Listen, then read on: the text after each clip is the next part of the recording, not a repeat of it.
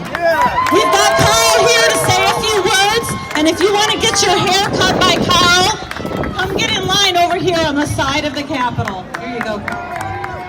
Hi, how are you? Thank you so much for the support.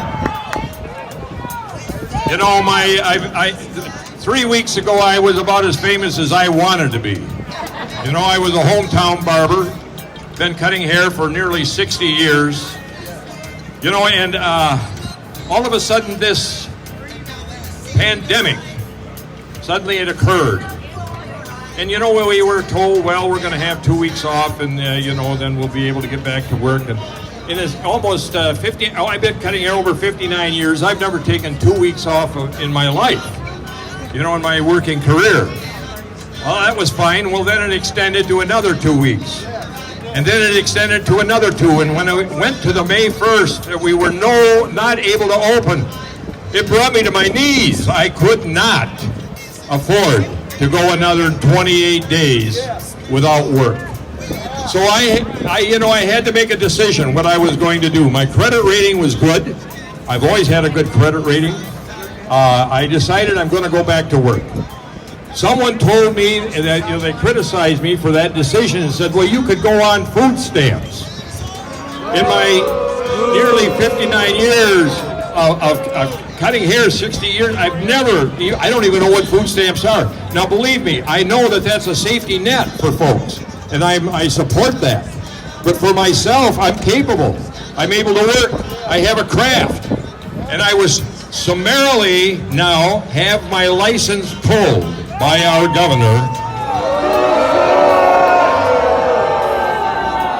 who has decided that she can operate in a police state action by pulling my license with no hearing. Just summarily took it. This, I believe, you know, I'm an author also, and I wrote a story called Age of Shame, one of my novels. And in that story, the Warsaw Ghetto plays a very important role in this. And the Jewish people at that time, they were packed in there, 800,000 in a 1 square mile area.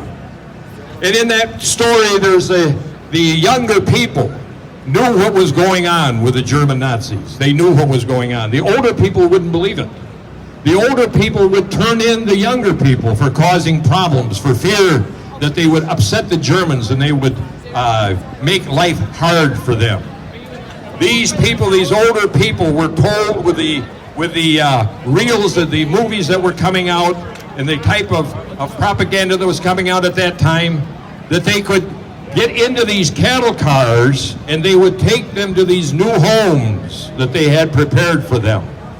They willingly got into those cattle cars. I refuse to get into a cattle car. I will not stand down. I will continue my work with or without a license. I feel I have been denied my livelihood by this governor.